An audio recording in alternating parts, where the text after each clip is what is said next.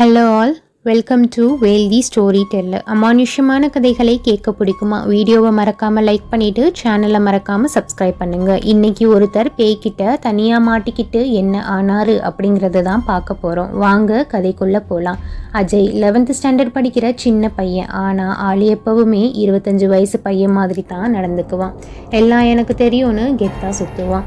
School, tuition, வீடுன்னு இவனுக்கு ஏகப்பட்ட ஃப்ரெண்ட்ஸ் இருக்காங்க. ஆனால் இவனுக்கு மேட்ச் ஆகிற மாதிரி ஒரே ஒரு கிறுக்கு ஃப்ரெண்டு இருக்கான். அவன் தான் அஜ்மல். 2 பேரும் ரொம்ப க்ளோஸு. அஜ்மல் தனியாக ஒரு ஹாஸ்டலில் தங்கி படிக்கிறான். அது அஜய் வீட்டில் இருந்து கொஞ்சம் தூரம் தள்ளி இருக்குது. சாட்டர்டே சண்டேன்னு லீவு விட்டால் அஜ்மல் அஜய் வீட்டுக்கு வந்துடுவான்.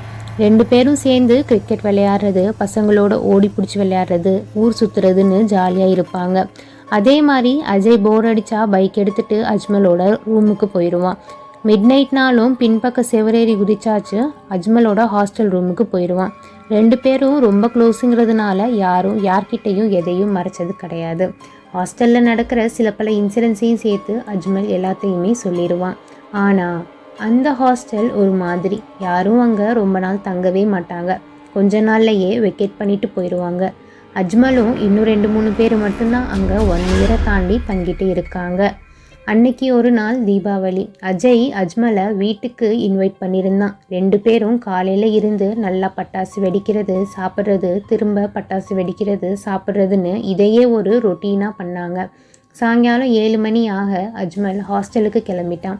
அஜய் தான் பைக்கில் போய் ட்ராப் பண்ணுறான். திரும்ப வீட்டுக்கு வந்தான் அஜய். வீட்டில் அஜ்மலோட திங்ஸ் கொஞ்சம் இருக்கிறத பார்க்குறான். அஜய் அம்மாவும் அஜ்மலுக்கு கொடுக்க சொல்லி கொஞ்சம் சாப்பாடை பேக் பண்ணி தராங்க. அதனால் திரும்பவும் சாப்பாட்டையும் அஜ்மலோட திங்ஸையும் எடுத்துக்கிட்டு ஹாஸ்டலுக்கு போகிறான் அஜய். ஹாஸ்டல் முன்னாடி போய் நின்று அஜ்மலுக்கு கால் பண்ணுறப்ப அஜ்மல் ஃபோனை எடுத்து, "ஏய், நான் கொஞ்சம் வெளியே இருக்கேன், நீ ஒரு 15 நிமிஷம் மட்டும் என் ஹாஸ்டல் ரூமில் வெயிட் பண்ணுறியா?" அப்படின்னு சொல்ல அஜய் எப்பவும் போல் நினச்சிக்கிட்டு இன்றைக்கும் ஹாஸ்டலோட பின்பக்க செவரேறி குதிச்சு உள்ளே போயிட்டான். தீபாவளிங்கிறதுனால ஹாஸ்டல் ரூமு எம்டியாக இருக்க இன்னும் 2 ரூமு மட்டும்தான் லைட் எரியுது. மொத்தமாக அந்த ஹாஸ்டலில் 8 ஃப்ளோர் இருக்குது. அதில் அஜ்மல் இருக்கிறது 2nd ஃப்ளோரில். அஜய் 1st ஃப்ளோருக்கு ஏறி போயிட்டுருக்கப்பவே திடீர்னு கரண்ட்டு கட் ஆகுது. பதறிப்போன அஜய் திடீர்னு ஃபோனில் இருக்கிற டார்ச்சை எடுத்து ஆன் பண்ணி ஸ்டெப்பில் கால் எடுத்து வைக்கிறப்பவே பின்னாடி லைட் எரிய ஆரம்பிக்குது. ஆனால் மொத்த ஹாஸ்டல்லையுமே கரண்ட்டே இல்லை. கும்முன்னு இருட்டாக இருக்குது. கொஞ்சம் பயந்து போன அஜய் லைட் எரியிற அந்த பக்கமாக நடந்து போக ஆரம்பித்தான். லைட்டு அந்த ரூமில் விட்டு விட்டு எரியுது. ஆன் ஆகுது, ஆஃப் ஆகுது, திரும்ப ஆன் ஆகுது, ஆஃப் ஆகுது. இவன் நடந்துக்கிட்ட போகிறப்ப அந்த ரூமில் இருக்கிற லைட்டு ஃபுல்லாக ஆஃப் ஆயிடுச்சு. கதவில் பார்த்தீங்கன்னா பெரிய பூட்டு போட்டு இருக்குது. ஜன்னலை வழியாக தள்ளி பார்த்தப்ப உள்ளே யாரும் இல்லை, லைட்டும் எரியலை. பயந்து போன அஜய் ஓடி ஸ்டெப்ஸ் வழியாக ஏறி அஜ்மலோட ரூமுக்கு போயிட்டான். ரூமுக்கு போயிட்டு கதவை நல்லா இழுத்து சாத்திட்டு பெட்டில் உட்காந்து ஃபோனை நோண்ட ஆரம்பித்தான். எல்லாம் நல்லா போய்கிட்டு இருந்துச்சு. திடீர்னு கொலுசு சத்தம் கேட்க ஆரம்பிச்சிச்சு அஜ்மல் ரூமுக்கு வெளியே. ஒன்றுமே புரியாமல் முழிக்க ஆரம்பித்தான் அஜய். சரி, நம்ம தான் சரியாக கேட்கல போலன்னு நினைக்கிற நேரம் சத்தம் நல்லா அதிகமாக கேட்க ஆரம்பிச்சிச்சு. அஜய்க்கு உள்ள பயம் கை கால் உதற ஆரம்பிச்சிருச்சு. ஜன்னலில் யாரோ தட்டுற சத்தம். பார்த்தா ஒரு கை தெரிஞ்சிச்சு. அஜய் பயந்துக்கிட்டே போர்வையை இழுத்து போத்திக்கிட்டு உட்காந்துருந்தான். சத்தம் கேட்டுக்கிட்டே இருந்துச்சு. ஒருவேளை அஜ்மல் தான் விளாட்றானோன்ட்டு போதும் நிறுத்துடா அப்படின்னு சத்தம் போட இப்போ அந்த சத்தம் ரூமுக்குள்ளே கேட்க ஆரம்பிச்சிருச்சு. அஜயை நோக்கி நடந்து வர மாதிரி இருந்துச்சு.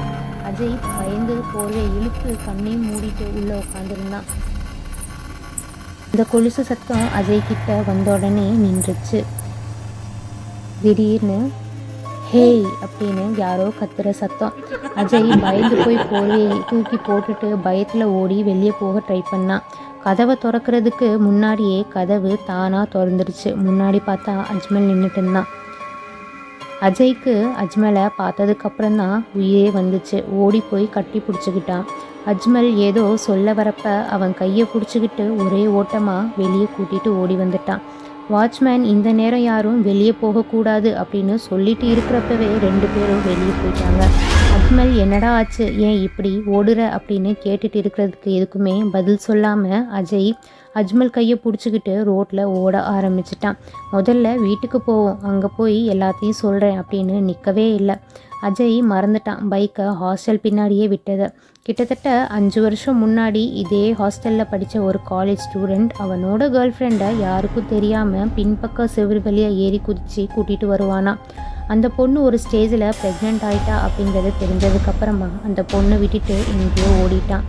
அந்த பொண்ணு அங்கேயே தூக்கு மாட்டி இறந்துட்டதா சொல்கிறாங்க. அந்த பொண்ணோட ஆவி அந்த ஹாஸ்டலில் தான் சுற்றுறதா பல பேர் ஃபீல் பண்ணியிருக்காங்களாம்.